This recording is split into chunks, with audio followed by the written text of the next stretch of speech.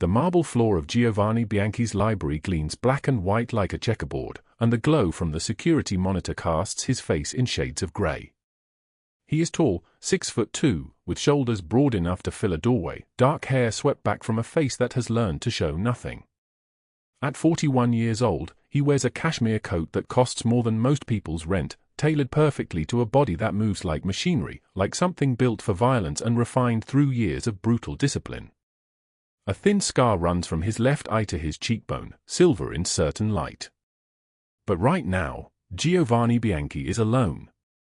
The security feed flickers. Aria Morales appears on screen again, the nanny, the girl who has lived in his mansion for 3 weeks while he decided whether to keep her or dispose of her. She moves through the kitchen like a ghost, quiet, barely disturbing the air. But there is something wrong. There is always something wrong. She clutches an envelope under her coat, the fabric bulging, and her face, her beautiful, exhausted face, is streaked with tears that have not yet dried. 11 at night. Third time this week. Giovanni does not move. In 15 years of running San Francisco's underworld, he has learned that mercy is a luxury only fools can afford. He has learned that beautiful women with sad eyes are the sharpest weapons ever forged. He has learned that trust is the fastest way to die. His lieutenant Sergio promised him that Aria Morales was clean, vetted, harmless.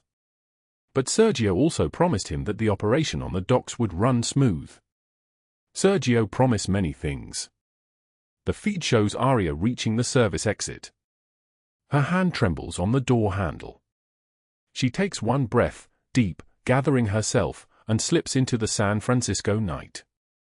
Giovanni's jaw tightens. What he does not know, what he cannot possibly know, is that those envelopes contain rejection letters. Every single one. 14 lenders, 14 denials. 14 more doors closing on a woman who is running out of time and running out of places to hide from a man named Douglas Hale. But Giovanni Bianchi has not yet learned this. Thunder splits the sky like a blade wrapped in ice. The summer storm arrives without warning, lightning illuminating the library in fractured bursts of white, rain hammering the floor-to-ceiling windows with the force of bullets. The grandfather clock on the mahogany desk reads 11:36 p.m. when the first shot rings out. Then another. Then the sound of glass shattering somewhere deep in the mansion, and footsteps, many footsteps, moving fast, shouting, the chaos of an ambush orchestrated by someone who knows every corridor of this house. Giovanni moves toward the door, but his leg will not obey. Blood spreads across his white shirt like spilled wine. The bullet went through clean, left a hole in his side the size of a coin, and the pain is a white-hot scream he refuses to voice. He staggers backward, grips the desk, and sinks against the mahogany as voices fade to gunshots fade to silence. The rain continues. He sits there, breathing shallow, and knows that Sergio has made his final play. The library door opens at 11:53 p.m. Aria enters carrying a stuffed rabbit, grey, worn, missing one button eye. Emma's rabbit. The 6-year-old cannot sleep without it, and Aria knows this the way a mother knows her child's breath. She stops in the doorway.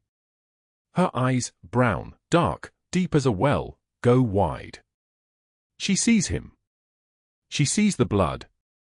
She sees the gun that has fallen to the floor 3 feet from his hand. For a moment, neither of them moves. She should scream. Every survival instinct in her body should scream and run toward the chaos and the men in black suits who are surely still in this house, still hunting. She should protect Emma, her little Emma, the child she has loved for 3 years with every broken piece of her heart. She should do any of 1,000 things that make sense. Instead, Aria Morales drops to her knees. "Do not move," she whispers, and her voice is barely a breath, trembling like a candle in the wind.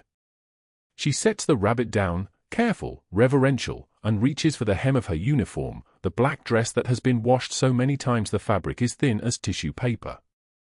She tears it. The sound is sharp, final. Giovanni watches her. His vision is starting to blur. He thinks she is close enough to finish what Sergio started. One hand on my throat. It would take 5 seconds. Why doesn't she? Aria presses the fabric to his side. Her hands are shaking so badly that he can feel it, and he realizes that she is terrified not for herself but for him. For a man she has never spoken more than 6 words to. A man she must know, on some level, is dangerous. I worked in a clinic once, she says, her voice raw. Before everything fell apart. Before I became this. Before the debts and the running. I remember how to do this. I remember. She is talking to herself now, running on muscle memory, on desperation, on something deeper than sense. She reaches into her pocket, and there, beside a crumpled $5 bill and a foreclosure notice folded so many times it is soft as cloth, she finds a needle and thread. A sewing kit. The kind a person carries when they cannot afford to replace anything, when every broken stitch must be repaired by hand. Lightning flashes again. In that moment of white bright illumination, Giovanni sees her clearly. Sees the hollow of her cheeks. Sees the way her collarbones stand out sharp beneath her skin. Sees the burn marks on her wrists, old but visible, and understanding settles into him like a stone into dark water. She is not a spy. She is a woman who has been hunted her entire life. She is like him. The realization should terrify him. Instead, it does something he cannot name. Aria's fingers work. The thread slides through the needle with a soft whisper. She leans close, so close he can smell her, rain and soap and something underneath that smells like survival, and begins to stitch. Her hands steady themselves. The trembling stops.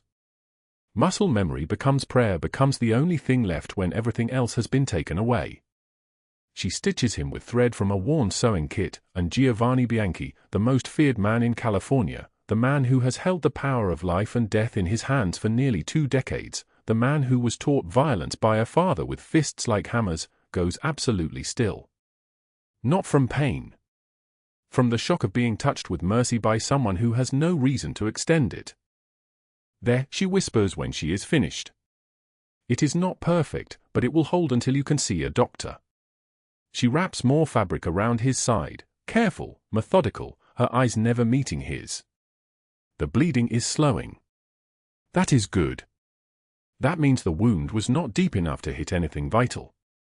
He tries to speak. His voice comes out fractured. Why did you not run? Aria sits back on her heels. Her eyes, when she finally looks at him, are the saddest thing he has ever seen. Because I know what it is like to be left behind by everyone. I know what it is like when the world decides you are disposable. I could not. I cannot be the person who does that to someone else. Even if you are. She trails off, and in the silence between her words, the rain pounds against the windows like a living thing. Even if you are what she does not finish saying. Even if you are dangerous. Even if you are capable of things that would make her understand why every person in this city walks softly when your name is spoken. The stuffed rabbit lies on the floor between them, one button eye gleaming in the lightning flash. Before we continue, drop a like if this story hits you. Share it with someone who needs to hear it and subscribe so you don't miss what's coming tomorrow. Now, let us dive back into what happened before this night, to 8 years earlier, when Aria Morales became invisible. 8 years of silence had taught Aria Morales that invisibility was a survival skill. The converted closet that served as her bedroom, 6 feet by 4 feet, no window, walls that pressed in like the inside of a coffin, had become her sanctuary precisely because no one looked there. She woke at 5:36 in the morning to the sound of the mansion's old pipes groaning, the same sound that woke her every single day, and for a moment she did not move. She simply lay on the cot with its creaking springs and counted the shadows on the ceiling, a habit born from 8 years of needing to know exactly where she was before the rest of the world demanded something from her. The scars on her spine throbbed with the cold. They always did in winter. 3 years ago, Douglas Hale had taught her that lesson with a leather belt and words she had learned not to repeat even in her own mind. The welts had faded into raised lines that mapped her back like a geography of survival. She never showed them to anyone. She never spoke about them. When Emma asked why she wore long sleeves even in summer, Aria simply said she preferred it that way, and the 6-year-old had accepted this without argument the way children accept the things adults need to be true. She dressed in the darkness. 3 uniforms hung on a single nail, 2 black, 1 grey. Each one had been washed so many times the fabric had gone thin as skin. She chose the grey one because it was Tuesday, and Tuesdays always felt slightly less impossible than Mondays. In the corner of her room sat one shelf holding a photograph of Emma in a frame made from a popsicle stick and glitter. The glitter had mostly fallen off. In the photograph, Emma was 4 years old and laughing at something Aria had said, her small mouth open, her eyes bright. Aria touched her finger to the glass and whispered the only prayer she still believed in, not a request to God, but a promise to Emma. "I will not leave you. I will find a way." She had $5 in her pocket. That was all. After 8 years of 14-hour days, mornings cleaning the kitchen before the family woke, afternoons preparing Emma's meals, evenings doing laundry by hand to save on electricity, after thousands of hours of work for which she was paid nothing but room and board, $5 was what she had managed to hide in a sock stuffed behind the radiator. She did not question this anymore. The math of her life had stopped making sense years ago. The kitchen was already cold when she entered it at 6:41 a.m. She began the morning ritual, coffee for Victoria Ashford, oatmeal for Emma, nothing for herself yet. The coffee maker hissed like a living thing. Outside the kitchen windows, San Francisco was still dark, the fog rolling in from the bay like something sentient, pressing against the glass. She heard footsteps on the marble floor, the particular weight and rhythm that meant Victoria was awake. Victoria Ashford descended the stairs at 7:15 a.m. in a silk robe the color of champagne, each movement calculated to convey elegance and disdain. She was 42 years old but had the kind of face that wealth had preserved like fruit in amber, smooth, ageless, utterly without compassion. Diamonds caught the light at her wrists and throat. She sat at the glass dining table that cost more than Aria had earned in 3 years combined and examined her nails with the intensity of someone inspecting a floor in marble. Aria set the coffee down with trembling hands. Even now, even after 8 years, the proximity of this woman's cruelty made her body remember how to fear. "You left fingerprints on the crystal yesterday." Victoria's voice was not raised. That was the particular horror of her cruelty, it was delivered gently, like a blade wrapped in silk. "Do you know how much these cost?" "More than you'll earn in a year. Probably in 10 years. And you treat them like they are plastic from a dollar store." "I'm sorry, Mrs. Ashford." The words came automatically. Aria had spoken them so many times they had become her native language. "It won't happen again. You're lucky I keep you." Victoria turned a page of her newspaper with one manicured finger. "Most families wouldn't tolerate such mediocrity. You have no education, no family connections, no skills beyond the basic. What exactly would you do if I dismissed you tomorrow?" Aria did not answer. The question was not asked for an answer. It was asked to remind her of the truth that governed her existence. She was useful because she had nowhere else to go. The sound of small feet on the stairs made Aria's entire body lighten. Emma ran into the dining room still wearing her pajamas, her blonde hair tangled from sleep, and threw her arms around Aria's legs.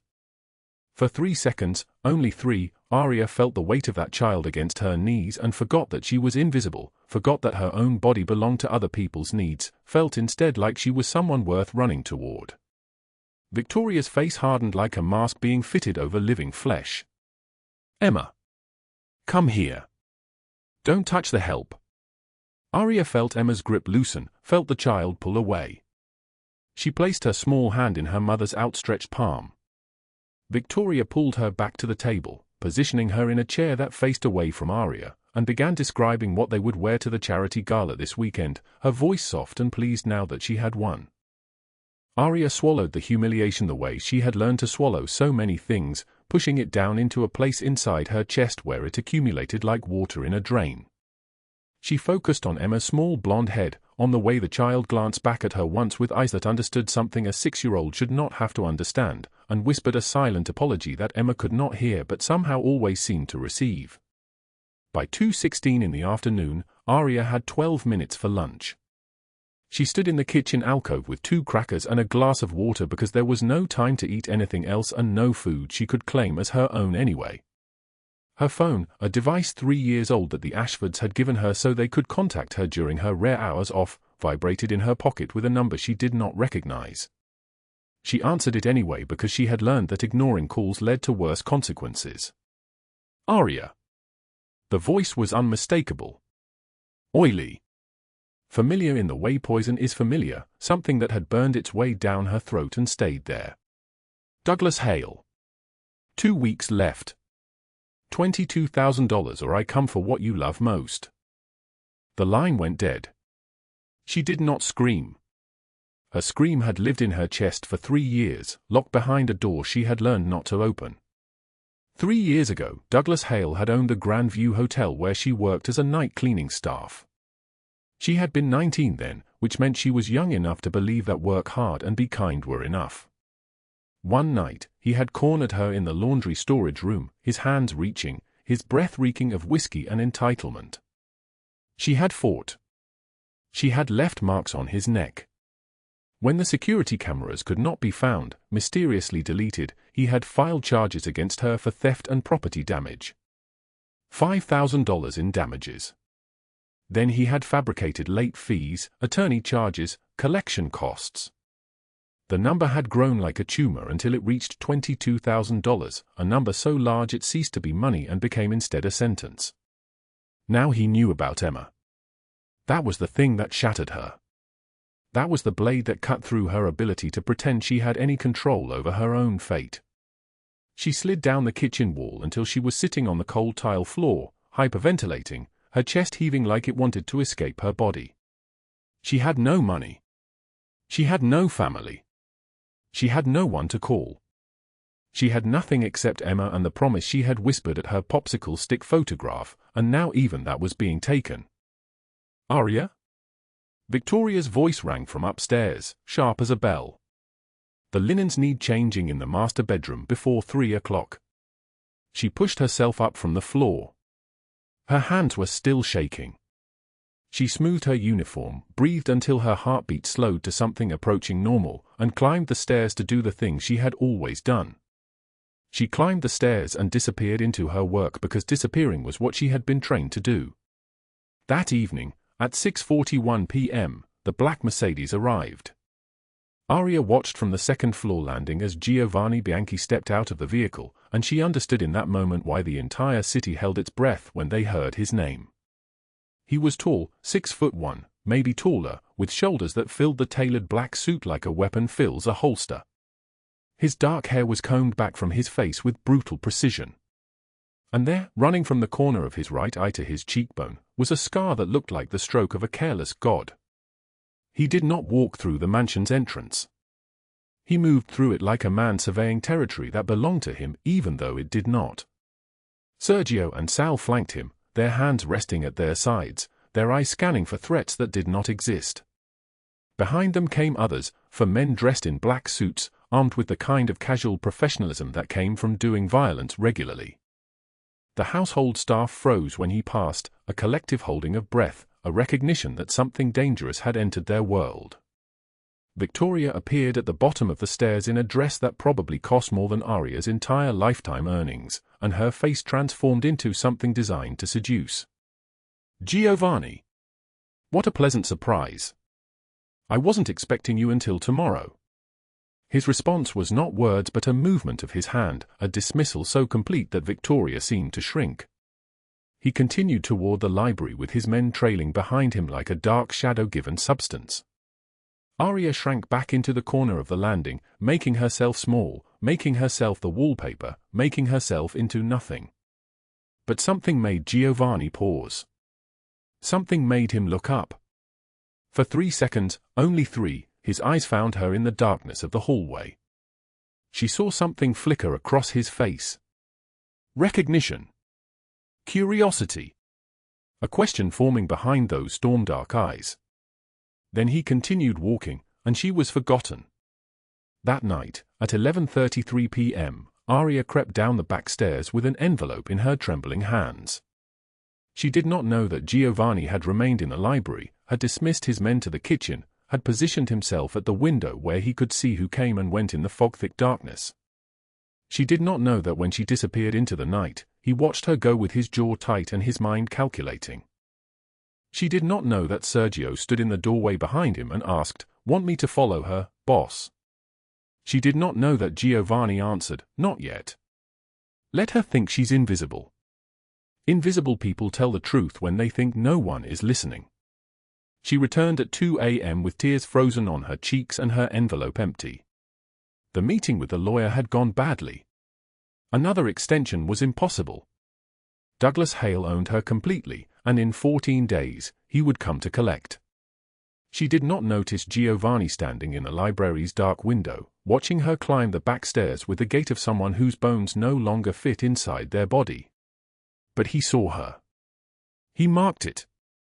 And in that moment, the dangerous man who had killed 14 people and would kill 14 more before morning began to form a theory that the invisible girl in the grey uniform was a spy, and her mercy in the garden 3 days ago had been a weapon designed by Sergio to break him from the inside out. The summer thunder rolled across San Francisco like a warning no one heeded. At 9:08 p.m., the sky split open and rain hammered the mansion's windows in waves, each gust of wind carrying the smell of wet concrete and distant electricity. Inside the library, 3 men sat in leather chairs around mahogany. Giovanni Bianchi, tall and broad-shouldered, his tailored black suit open at the collar to reveal the muscled chest of someone who had fought his way out of poverty. Beside him, Sal, stocky and scarred, nursing a drink. Across from them, Sergio, Giovanni's lieutenant for 8 years, his smile too easy, his eyes calculating. Giovanni's scar ran from his left eye to his cheekbone, a souvenir from his father's belt buckle when he was 9 years old. He traced it now with one finger, a habit when he was thinking. The shipment from Vancouver had gone missing. $40,000 in product vanished between the docks and the warehouse. Giovanni knew Sergio had taken it. He had known for 3 months. He was waiting to see how far the man would push before breaking. "The Kozlov family wants their payment," Sergio said, swirling his whiskey. "We're short 2 weeks. Giovanni's voice dropped so low it was barely audible. "Then I suggest you find the product." The first gunshot came through the French doors like a scream. Glass exploded inward, glittering like diamonds in the lamplight.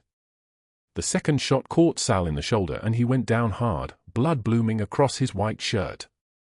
Giovanni was already moving, his hand finding the Glock from the desk drawer, firing twice before the masked men even fully entered. 2 bodies dropped. But there were 4 of them, and they moved with trained precision, Sergio's precision. The third shot caught Giovanni in the side. He felt it before he felt pain, a punch, a wrongness, his ribs suddenly on fire. He stumbled backward, knocking into the desk, his vision fracturing at the edges. Through the chaos, he saw Sergio slip out the side door, saw the door lock from outside. The fourth attacker fired at the ceiling and vanished back through the broken glass. 30 seconds. The entire thing took 30 seconds. Giovanni's hand pressed to his side and came away slick. Black blood in the lamplight. He thought of his father beating him unconscious at age 9, remembered swearing with a child's broken voice, that no one would ever make him helpless again. But here he was, bleeding onto Italian marble, his vision already starting to blur. He dragged himself behind the desk and waited for darkness. Midnight came with the sound of rain and something else, footsteps on the library's wooden floor. Giovanni's hand moved toward his gun, every muscle tensed. But the person who entered was not an assassin. She was a girl in a grey servant's uniform, no older than 25, with dark eyes and the kind of beauty that comes from surviving impossible things. Her hair was tied back so tightly it pulled at her temples. Her hands trembled as she froze, seeing him. Aria Morales had come to retrieve Emma's stuffed rabbit. The 6-year-old could not sleep without it, and the rabbit had been left in the library that afternoon. Every instinct in her body screamed to run. This man, this presence that made even the richest members of the household speak in whispers, was bleeding to death 10 feet away. But she had worked at a free clinic once, before everything fell apart, before she was forced to become a nanny. She dropped beside him. "I'm not going to hurt you," she whispered, already tearing fabric from the hem of her uniform. "Let me help." Giovanni's hand shot toward his gun, but his strength was already draining. He watched her face, terror and concentration warring there, tears streaming down her cheeks. She found the entry wound, gasped at the sight of it, then moved with sudden purpose. She took a sewing needle from the desk drawer, sterilized it with a lighter she kept for lighting candles in Emma's room, and threaded it with steady hands that had learned to lie about their shaking. "I worked at a free clinic," she whispered as she began to stitch. Before I had to leave. I know what I'm doing. I know what I'm doing." She was saying it to convince herself. Giovanni felt the needle pierce his skin and thought only one thing: Sergio sent her. This is the weapon. She earned my trust with kindness and now she finishes it. But his vision faded before he could speak, and Aria tied off the last stitch, wrapped his torso with torn fabric from the desk chair, and fled. She was back in her converted closet room by 12:41 a.m., scrubbing blood from her hands under cold water, hyperventilating into the darkness. She did not know his name. Did not know she had just saved the most feared man in San Francisco. Did not know that his eyes had opened at 3 a.m., fingers tracing the careful stitches, and his suspicion had hardened into certainty. She was Sergio's weapon, and she was brilliant. The next morning came grey and suffocating. At 8:22 a.m., Giovanni sat in the library, pale as bone, while Sal rewrapped his wound. His shirt was open, revealing the carefully placed stitches and the bruising spreading like a map of violence across his ribs. The phone records came back, Sal said quietly. Sergio contacted the Kozlov family 3 days before the hit. He's been moving money offshore for 6 months.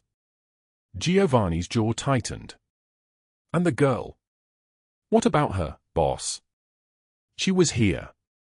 Midnight. She stitched this wound. Giovanni's finger traced the careful sutures. In 15 years, no one has touched me without permission. Find out everything. Where she goes. Who she calls. I want to know if Sergio recruited her. Sal's doubt was written across his face. Boss, she's a nanny. She's nobody. Giovanni's voice dropped to ice water. Nobody is ever nobody in this world. Everyone belongs to someone or something. Find out who owns her. By 3:44 p.m. that same afternoon, Aria sat across from Douglas Hale in a dim cafe on Market Street, the kind of place where no one looked too closely at anyone else. Douglas was late 50s, with graying hair slicked back and an expensive watch that caught the light. His smile was like a blade wrapped in velvet. He slid a folder across the table. 12 days left, he said, his voice smooth as oil. $22,000. I've been generous, haven't I? Letting you work it off for 3 years. Aria's hands clenched. I never stole anything from your hotel. Those documents are fabricated. Prove it. Douglas leaned back, studying his nails. Oh wait, you can't afford a lawyer, can you? You can't even afford to eat. He tapped the folder. I know about Emma. Sweet little girl. 6 years old. Bright eyes. I wonder what Child Protective Services would say about a woman with a criminal record raising a child alone. I'm not raising her. I'm her nanny. The Ashfords. Douglas laughed, a sound like gravel in a disposal. You think Victoria would protect you? She'd toss you into the street to save her reputation. I've already talked to her, actually. We're old friends. He stood, dropping a $50 bill on the table. 12 days, Aria. Or I make the call to CPS, to the police, and to Emma's social worker. Your choice. Aria sat frozen after he left, the folder burning in front of her. She had exactly $5 in her pocket. No savings. No family. No one who would believe her over a man with money and connections. At 7:11 p.m., she collapsed in the mansion hallway carrying clean linens. The dizziness came like a wave, her vision tunneling. She had skipped breakfast and lunch to save money for the bank extension meeting she would attend at midnight. 3 days without real food would do that to a person. Hands caught her before she hit the floor. Giovanni lifted her with careful strength, and the world seemed to stop. Sal and 2 guards froze in the doorway. In 15 years, they had never seen their boss kneel for anyone. He held her against his chest, his voice quiet, almost gentle. "When did you last eat?" Aria tried to pull away. "I'm fine. I just felt." "You're starving." Giovanni gestured to Sal. "Bring food from the kitchen. Now." "Boss, Mrs. Ashford doesn't allow." "This is my house too." "Bring the food." Sal returned with roast chicken, bread, soup, real food, not scraps. Aria stared at it like it might dissolve. She ate with trembling hands, tears streaming down her face, and Giovanni watched with an expression no one could read. His childhood was there in that moment, his father locking him in the basement for 2 days without food, age 7, teaching him that hunger was a weapon. He reached out and gently wiped her tears with one thumb. "Why do you sneak out at night?" His voice was soft, but underneath it was steel. Aria froze mid-bite. I can't tell you." "Are you working for someone?" "Sergio?" She looked genuinely confused. "I don't know who that is." Giovanni studied her face for deception and found only exhaustion. But he did not believe her yet. Not completely. He stood, and his shadow fell across her like a question. At 9:11 p.m., Victoria Ashford met Douglas Hale in the mansion's west parlor. She had called him after watching Giovanni's attention fixate on the nanny, a detail that threatened everything she had built. Victoria was 53, beautiful in the way that wealth made possible, with blonde hair styled to perfection and jewelry that cost more than Aria's entire lifetime of wages. "I want the nanny gone," Victoria said, pouring herself wine. "She's been stealing from me." Douglas smiled. "Has she?" "I'll plant evidence." A diamond bracelet in her room. "You report her to police with your existing theft charges. She'll be arrested, deported. Emma will finally stop asking for her." "What's in it for me?" Victoria slid an envelope across the mahogany table. 50 $100 bills. 10,000 now. 20 when it's done. Douglas picked up the envelope, testing its weight. "What about her debt?" "Keep it. Make her life hell, for all I care. Just make her disappear." They shook hands. Neither knew that Giovanni's security cameras recorded every word, every gesture, every lie. By 10:41 p.m., Giovanni had the footage. By 11:19 p.m., he had made a decision that would change everything. Aria sat in her converted closet, 6 feet by 8 feet, the walls thin enough to hear the mansion's heartbeat, and counted her $5 for the 100th time. She kept it in her pocket always, terrified it would vanish. She pulled out a crumpled photograph from beneath her cot, herself at 17 and her sister Maria at 14, both of them smiling in a way that suggested they did not know what was coming. Maria had needed heart surgery. $47,000. Aria had worked 3 jobs. Douglas Hale at the hotel had demanded overtime without pay, had stolen her tips, and when she reported him, he had destroyed her reputation, her savings, everything. Maria died waiting for a donor at 16 years old. Aria had carried the guilt like a scar for 8 years. Emma had Maria's eyes. She whispered to the photograph, "I won't let him take another little girl from me." At 11:08 p.m., she slipped out into the rain and walked to First National Bank, where she sat on the curb until dawn, begging in her silence for an extension. Security chased her off at 5:11 a.m. She returned to the mansion drenched, and found Giovanni waiting in the kitchen. "I know you saved my life," he said quietly. "I also know you've been lying." Aria's voice broke. "I haven't lied to you. I don't even know who you are." He showed her the security footage on his phone, her leaving at night, her desperation written in every movement. Then explain this. She yanked the $5 bill from her pocket and threw it at his chest. I'm trying to save a little girl from a predator. I owe $22,000 to a man who will destroy her if I don't pay, and I have $5. She ran before he could respond. Giovanni picked up the bill from the floor, and something shifted inside him, something dangerous, something purposeful. He ordered Sal to find everything about her debt. By noon, he knew Douglas Hale's entire history. And by 2:24 p.m., Victoria had planted a diamond bracelet in Aria's closet room. The trap was set. The storm was just beginning. The rain hammered against the police station windows like a death sentence. Aria Morales sat in the holding cell, her uniform torn at the collar where the officer had grabbed her during the arrest. The concrete beneath her was cold and damp. A single fluorescent light buzzed overhead, casting everything in sickly white. She was alone except for the sound of her own breathing, shallow and broken. 8 years. That number circled her mind like a vulture.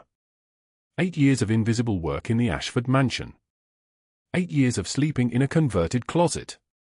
8 years of watching Emma grow from a toddler into a girl with her older sister Maria's dark eyes. And it had taken less than an hour for everything to crumble. Victoria's voice echoed in her memory. That theatrical gasp when the officers pulled the diamond bracelet from the tissue in Aria's closet. The bracelet she had never seen before. The bracelet worth $200,000. Aria's hand shook. She clenched them into fists, and her fingernails, raw and cracked from 8 years of scrubbing, washing, cleaning, dug into her palms. Through the barred window set high in the wall, thunder rolled across the San Francisco sky. Another storm. The same storm system that had brought Giovanni bleeding into the mansion's library 3 weeks ago. The storm that had changed everything and changed nothing at all. Because she was still here. Still trapped. Still nobody. Douglas Hale had visited her cell 40 minutes ago. He had leaned close enough that she could smell the cologne he wore, expensive and suffocating. His voice had been quiet, almost gentle, which made it worse. So much worse. I told you 12 days, Aria, he had whispered. 12 days to find $22,000. And you know what? You failed. Again. He had smiled. His teeth were very white. Now I take the child. Foster care, probably. Unless I volunteer to take her in myself. I'm very good at taking care of young girls, as we both know. She had lunged at him, had felt the cuffs bite into her wrists as she tried to reach his throat. He had laughed. Actually laughed. And the detective beside him, the one whose pocket Douglas had already filled with cash, had stepped between them without conviction. Now Aria sat alone in the rain-sound silence of the cell. Her brain was offering her escape routes that did not exist. The 5th-floor window in the Ashford mansion overlooked the garden. It would take 3 seconds to fall. Maybe 4. Then nothing. Then no more Douglas Hale. No more Victoria's cruelty masked in charitable smiles. No more impossible numbers spinning in her head. No more hunger that never quite went away even when she ate. Just nothing. And Emma would be sad for a while, but children forget. They learn to survive. They become like her, hollow shells that move through days without breaking. A child's laughter drifted through the window. Outside, despite the storm, a young voice was laughing at something. The same pitch as Emma's laugh. That high, bright, unguarded sound that belonged to people who still believed the world would not betray them. Aria's eyes opened. If she gave up, if she stepped out that window and let the earth claim her, then Douglas Hale won. Not just against her. Against every girl he would destroy next. Against Maria, whose 16-year-old face was still pressing against the back of Aria's eyelids, dying while Aria worked 3 jobs and still came up short. Against the women whose names she did not even know but whose stories Douglas had told her, bragging about his collection of broken girls and unpayable debts. She set her jaw. The bones in her face were prominent from 8 years of rationing food, but they were still hers. Her hands were still hers. Her refusal was still hers. Not today, she whispered to the empty cell. Not today. A key turned in the lock. The sound of footsteps, purposeful, heavy, multiple. A detective with a face like concrete opened the door. His voice was official and surprised, as if he had been given an instruction he did not understand. Charges dropped. You're free to go. Aria did not move. She stared at him. What? The theft charge. Dropped. The bracelet, there's been a development. You need to come with me to the lobby. The hallway smelled like industrial cleaner and despair. Other cells held women in the same uniform as Aria, women with the same expression of blank defeat. She kept her eyes forward. She did not allow herself to hope. Hope was a luxury. Hope was what killed people like her. The lobby was fluorescent and harsh. And there, standing beside the front desk with his hands at his sides, was Giovanni Bianchi. He was still wearing the black suit, still bandaged at the side where Aria's stitches had held him together 3 weeks ago. But his eyes were different now. They were burning. Not with anger. With something colder. Something purposeful. Aria's breath caught. She thought he had believed Victoria's lies. She had seen his face in the library doorway when the officers had placed the handcuffs on her wrists. His expression had been unreadable. Unreadable meant guilty. Unreadable meant he thought she had betrayed him. Giovanni stepped forward. His voice was quiet, the kind of quiet that made her skin rise into goosebumps. Douglas Hale is in federal custody as of 2 hours ago. 40-year sentence. Extortion, wire fraud, forgery, sexual harassment of 14 women across 12 years. The FBI found his entire operation. The forged debt documents. The women he destroyed. All of it. Aria could not speak. The air in her chest had become solid.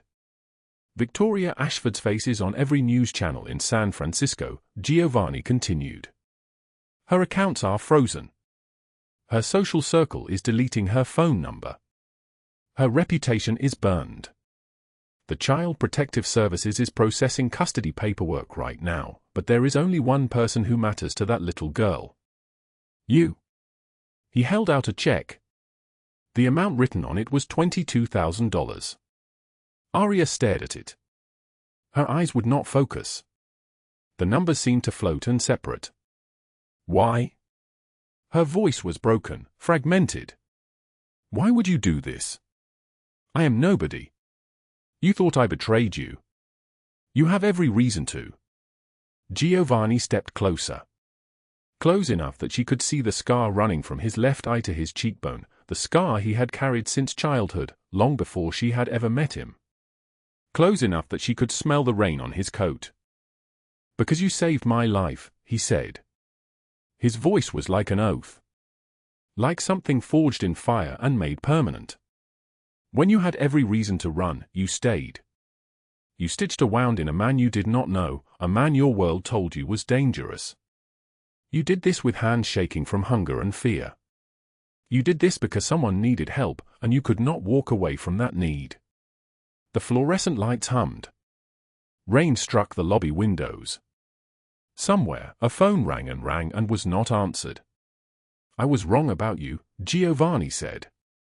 And I spent the entire day discovering I was wrong about a lot of things. I spent my childhood learning that mercy was weakness. My father beat that lesson into me with his fists. I clawed my way out of poverty believing that only cruelty kept you alive. And then you showed me something else. You showed me that strength looks like feeding a child on $5. You showed me that courage looks like stitching a wound in the dark, terrified, and doing it anyway. His hand reached out. It was steady. Emma needs a guardian. The paperwork is already filed. If you want, you can be hers. Legally. Permanently. She will never go to foster care. She will never be given to a man like Douglas Hale. She will have you. Aria's legs gave way. Giovanni caught her before she fell. She found herself held against his chest, against the expensive black fabric of his suit, against the side that was still healing from a wound she had made into something survivable. I want that, she whispered. I want that more than I have wanted anything in my entire life. Then it is yours, he said into her hair. Everything is yours now. Outside, the storm continued. But inside the lobby of the San Francisco Police Department, in the arms of a man who had learned that mercy was not weakness but the truest form of strength, Aria Morales stopped running from her own survival. The rain would pass. The sky would clear. And when it did, everything would be different. The morning light filtered through the east wing windows, soft and uncertain, the color of a sky preparing to change. Aria stood in the hallway of the mansion, her hand pressed against the wall, still not quite believing the texture of wealth was something she could touch. Her palm was shaking. In the next room, Emma slept in a bed with 4 white posts and sheets that cost more than everything Aria had owned before this week. The silk felt like touching clouds. A caseworker named Ms. Chen had signed the papers yesterday at the Child Services office, her pen moving across the guardianship document with the finality of a judge's gavel. Aria Morales, age 28, years of precarity and terror collapsing into legal permanence. Emma had run toward her when they entered that sterile room, 5 years old and already wise to the machinery of loss, already knowing that people disappeared. The child hit Aria's chest with the force of absolute certainty. I knew you didn't steal, Ari. I knew it the whole time. Aria had held her, trembling against the small back, against the certainty of a child who had no reason to have any certainty left. She had whispered into copper-colored hair, I'm never leaving you again. Never. The words came out like a prayer, like an oath, like something being sworn before witnesses who could not be denied. Ms. Chen had reviewed the documents one final time, her reading glasses slipping down her nose. Giovanni's lawyers had worked through the entire night. She could see the fatigue in the efficiency of it, the perfection of every line. Financial backing verified. Housing arrangements approved. The letterhead of Bianchi Enterprises, legitimate on paper at least, legitimate enough for the machines of bureaucracy.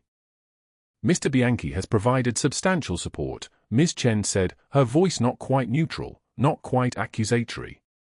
Aria understood what she was reading between the lines, a connection that did not look like charity, that looked like something else entirely. Miss Morales, you are approved as Emma's legal guardian. The child will not enter the foster care system. Aria's hands had shaken so violently when she signed that Ms. Chen asked if she needed water. She did not need water. She needed time to understand that the $22,000 foreclosure notice, the one that had kept her awake for 16 consecutive nights, was gone. That it existed now only in Douglas Hale's prison cell, where he would read his conviction papers and understand that mercy, for once, had been given to someone other than himself. Emma had looked up at Giovanni standing in the corner of that office, this man whose apartment building consumed entire blocks of the city, whose name made other men flinch.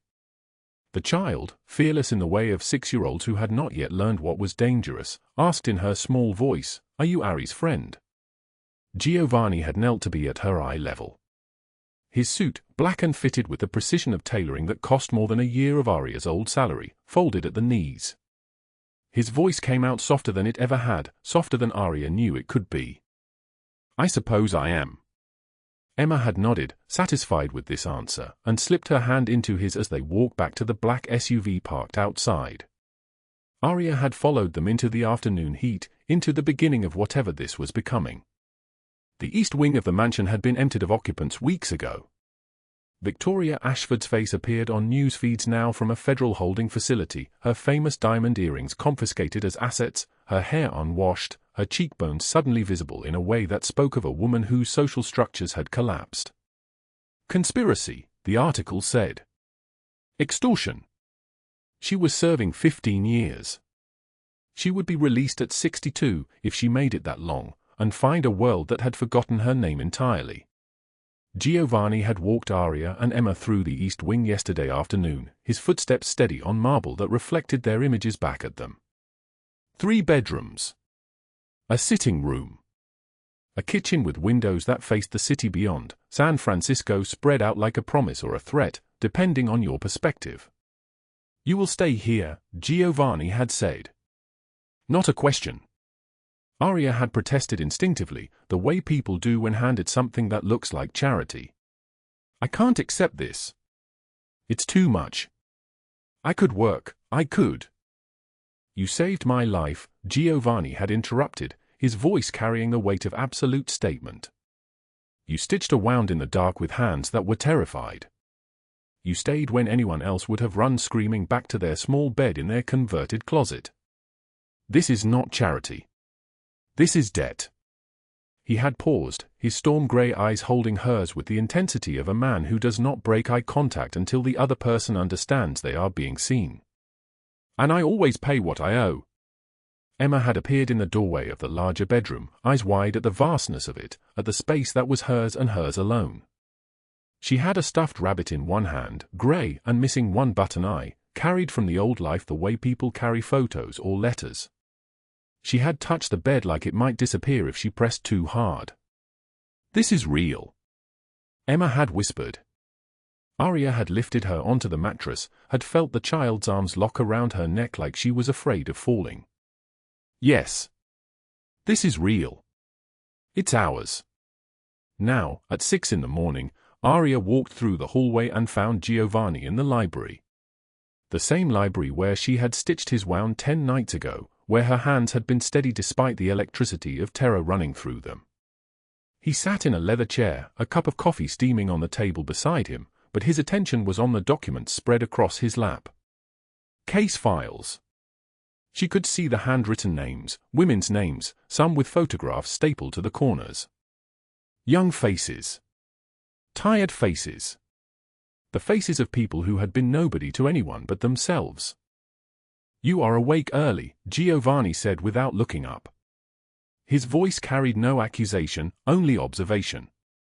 A man who did not sleep much, she was learning, and did not judge those who could not either. "Emma wanted breakfast at 5, Aria said. "She's still adapting. I think she's afraid that if she sleeps too long, everything will disappear." Giovanni nodded slowly. He closed the file in his hands and set it on the table. "I am creating a foundation. To expose employers like Hale. To connect women trapped in the kind of situation you were trapped in with lawyers, resources, ways out." He looked at her then, directly, the way he always did. "I want you to help me run it. Officially. A title, a salary, benefits. You would be my community outreach coordinator." Aria felt something shift in her chest, like a door opening that had been locked since childhood. "I don't have any experience with that kind of work." "No," Giovanni agreed. "But you have survived it. And the people we will try to help will trust you in a way they will never trust me. They will look at you and see someone who escaped instead of someone powerful dispensing charity." He stood, walked to the window. "Emma will attend private school. The best one in the city. She will have music lessons if she wants them, tutoring, whatever she needs to build the foundation for a life that does not have to be what yours was." 3 hours later, Aria stood on the back terrace of the mansion, the summer evening folding into something cool and starlit. The storm from the previous week had passed completely, leaving behind clear skies and the possibility of breathing. Giovanni emerged with 2 glasses of something amber and expensive, something he pressed into her hands with the casualness of someone used to generosity. "I grew up watching my father hurt people weaker than him," Giovanni said, settling into the chair beside hers. The city spread out below them, millions of lights like fallen stars. "I swore I would never be that man. But I became him anyway. Just in a different way, with different weapons." He turned to look at her, and in his eyes was something that looked almost like contrition, which seemed impossible in a man who had built an empire on the principle that showing emotion was a liability. "When I found you in the library, I was certain you were betraying me. I spent hours thinking about how to kill you. How to do it slowly so it would teach a lesson about loyalty. But you didn't," Aria said quietly. "No." Giovanni took a long drink. "Because there was something in the way you were stitching the wound. Precision despite terror. Handshaking and still moving exactly where they needed to go. I realized I was watching someone who understood survival on a level I had spent decades avoiding. He reached across the space between them, his hand extending like a question. I need to learn to trust differently. I need to learn that mercy is not weakness. Will you help me? Aria took his hand. His palm was warm, his grip careful, the grip of a man accustomed to the damage his strength could do and deliberately restraining it. Yes, she said. Behind them, visible through the glass doors, Emma slept on the mansion's main sofa, her small body curled into a shape of complete safety, her stuffed rabbit tucked under her arm. She had drawn a picture that afternoon, bright colors on white paper, yellows and oranges and reds. She had shown it to Aria with solemn ceremony. Colors for sad days, Emma had explained. For when people feel sad. They can look at this. Aria had cried looking at it, at the simple wisdom of a child who understood that survival required creating beauty wherever beauty had been missing. The news reports came through the following week like confirmation. Douglas Hale sentenced to 40 years in federal prison for wire fraud, extortion, sexual harassment. 14 women had come forward once they knew he was vulnerable. 14. The number was both impossibly large and impossibly small. How many more had never found the courage to speak? His face on the screen showed a man whose arrogance had evaporated, replaced by the slack features of understanding that consequence, real consequence, had finally arrived. The story went viral. By the second day, 2 million people had seen the footage. By the end of the week, every news outlet had run the investigative piece. Giovanni had orchestrated it through a journalist he knew, feeding her the documentation, the paper trail, the systematic evidence of a man who had broken countless people and believed he would never have to answer for it. Aria watched the reports in the library beside Giovanni, her hand resting on his arm. She asked, "Does it make you feel better?" "No," Giovanni said. "But it feels right." 6 months later, Aria walked through the mansion wearing professional clothes, the kind of clothes that signaled competence and education. She carried a tablet filled with case files, women and girls with names and stories and needs that were being met through the foundation Giovanni had created. She was no longer invisible. She was necessary.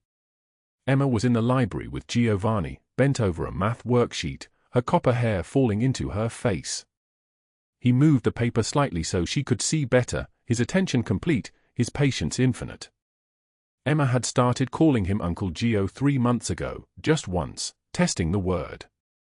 When he had smiled and said nothing to contradict her, she had said it again and again until it became as natural as breathing. Aria watched them together, her 2 people, her family. Not bound by blood but by choice, by those who stayed when the storm arrived. If this story touched your heart, please subscribe to the channel, like and share this video with the people you love. Every comment you leave is a precious source of motivation. We wish all of you good health, a joyful life, and days filled with peace.